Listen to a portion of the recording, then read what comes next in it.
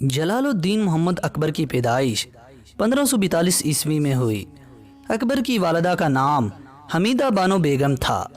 جب ہمایوں کو بیٹے کی ولادت کی خبر ملی تو وہ بہت خوش ہوا۔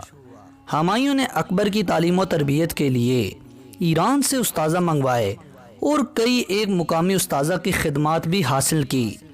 اکبر پڑھائی سے گھبراتا تھا۔ اس کے استاذہ نے اکبر کی پڑھائی میں عدم دلچسپی اور لاپرواہی کی شکایت بھی کی۔ اکبر کی خواہش رہتی تھی کہ وہ ایسی کھیلوں میں حصہ لے جن میں وہ اپنی بہادری، بلند حوصلگی اور ہمت کا اظہار کر سکے۔ آخر ہمایوں نے تنگ آ کر اکبر کو اس کے حال پر چھوڑ دیا۔ ہمایوں نے ہندوستان میں جب دوبارہ اپنی فتوحات شروع کی تو اکبر اس کے ہمراہ تھا۔ سکندر سوری کو شکست دے کر اس کا سہرا سرکاری طور پر اکبر کے سر رکھا گیا، حالانکہ اس وقت اس کی عمر بہت کم تھی۔ اسی زمانے میں ہمایوں نے اکبر کو اپنا ولی عہد مقرر کر دیا تھا۔ 1556 عیسوی میں ہمایوں کے انتقال کے بعد اکبر کی تخت نشینی کی رسم ادا کی گئی۔ اکبر نے تخت نشینی کے بعد تمام ملکی معاملات کا انتظام اپنے اتالق بیرم خان کے سپرد کر دیا۔ تخت نشینی کے وقت اکبر کی عمر صرف 14 برس تھی۔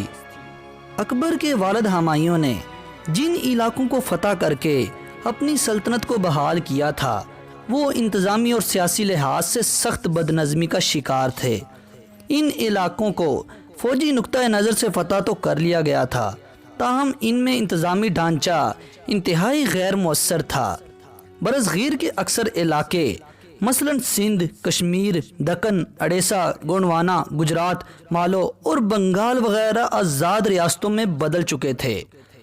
راجپوتوں نے بابر کے حملوں کے بعد اپنی طاقت دوبارہ اکٹھی کر لی تھی اور اب وہ اپنے اپنے علاقوں میں اقتدار کے حصول کے لیے کوشش کر رہے تھے۔ اقتصادی طور پر اکبر کی حکومت کے حالات بھی اچھے نہ تھے۔ اکثر علاقوں سے مالیہ کی وصولی حکومتی خزانے تک نہ پہنچتی تھی۔ کچھ علاقوں نے مالیہ دینے ہی سے انکار کر دیا تھا اور کچھ علاقوں میں حکومتی اہلکار مالیہ حاصل کر کے خود ہی ہڑپ کر جاتے تھے۔ اب مجموعی صورتحال یہ تھی کہ مالیہ صرف طاقت کے زور پر ہی حاصل کیا جائے، مگر قحط سالی کی وجہ سے ہزاروں لوگوں کی ہلاکت کے باعث ایسا کرنا بھی ممکن نہ رہا تھا۔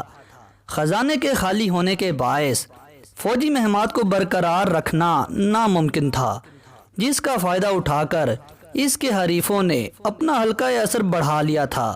کابل میں اکبر کو اطلاع ملی کہ عادل شاہ سوری کے وزیر ہیمو بقال نے دلی اور آگرہ پر قبضہ کر لیا ہے۔ اکبر نے اپنے خیر خواہ اور وفادار امراء کا ایک اجلاس منعقد کیا۔ اکبر نے بیرم خان کے مشورے کے مطابق فوج کو دلی کی طرف روانہ کرنے کا حکم دیا۔ فوج کے ایک دستے نے ہیمو کے توپ خانے پر قبضہ کر لیا۔ اس طرح باقاعدہ لڑائی سے پہلے ہی ہیمو کی فوجی طاقت کو شدید دھچکا پہنچ گیا۔ 1556 عیسوی میں دونوں افواج کا آمنا سامنا پانی پت کے میدان میں ہوا۔ لڑائی شروع ہوئی۔ توپ خانے کے نہ ہونے کے باوجود ہیمو کی فوج نے مغل فوج پر ایک بڑا حملہ کیا، جس نے مغلوں کی فوج کے دائیں اور بائیں جانب کی فوجی صفوں کو ہلا کر رکھ دیا۔ اس دوران ایک تیر ہیمو کی آنکھ میں لگا اور وہ بے ہوش ہو کر ہاتھی کے ہودج میں گر پڑا۔ اس کے محاوت نے فوری طور پر ہاتھی کو میدان جنگ سے باہر لے جانے کی کوشش کی، مگر کامیاب نہ ہو سکا۔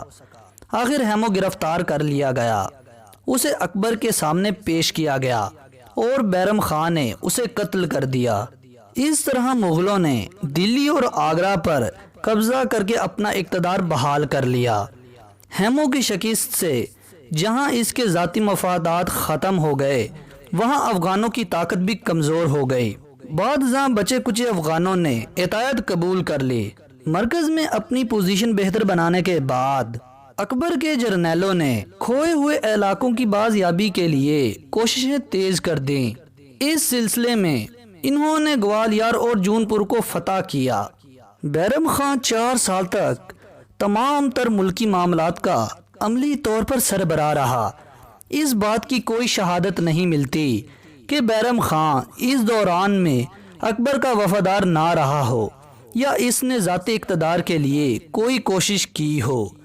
تاہم مجموعی طور پر ایسے حالات ضرور پیدا ہو گئے تھے جن کی وجہ سے 1560 عیسوی میں اکبر نے بیرم خان کو معزول کر دیا۔ بیرم خان کی معزولی کے بعد اکبر مکمل طور پر ایک خود مختار بادشاہ بن گیا۔ اپنی سیاسی بصیرت کی وجہ سے شہنشاہ کا لقب حاصل کیا۔ اکبر کے ہندوؤں کے ساتھ برتاؤ میں عملی طور پر تبدیلی سے راجپوتوں میں بھی اکبر کے ساتھ تعاون کرنے کا جذبہ پیدا ہوا۔ اس ضمن میں امبر کے راجہ بہاری مل نے اطاعت قبول کر لی۔ جذبہ دوستی کے اظہار کے طور پر اس نے اپنی بیٹی جودھا بائی کی شادی اکبر سے کر دی۔ اکبر نے اس راجہ کے منہ بولے بیٹے بھگوان داس اور پوتے مان سنگھ کو اعلیٰ منصب عطا کیے۔ بھگوان داس اور مان سنگھ پر اعتماد کے اظہار کے طور پر انہیں نہایت اہم مہمات کی سپہ سالاری سونپ دی گئی۔ ان دونوں نے اکبر کی سلطنت کو وسعت دینے میں نہایت اہم کردار ادا کیا۔ راجہ بہاری مل کی ذاتی کوششوں سے بیکانیر، جیسلمیر اور جودھ پور کے راجپوت راجاؤں نے بھی اکبر کی اطاعت قبول کر لی۔ اس طرح اکبر کی جاری کردہ راجپوت پالیسی سے مغلوں کے ساتھ راجپوتوں کے خاندانی تعلقات قائم ہو گئے۔ ان لوگوں نے آنے والے دور میں بہت سی نمایاں کارنامے انجام دیے۔ 1605 عیسوی میں اکبر کا انتقال ہوا۔ انتقال سے قبل اس نے شہزادہ سلیم کو اپنا جانشین مقرر کر دیا تھا۔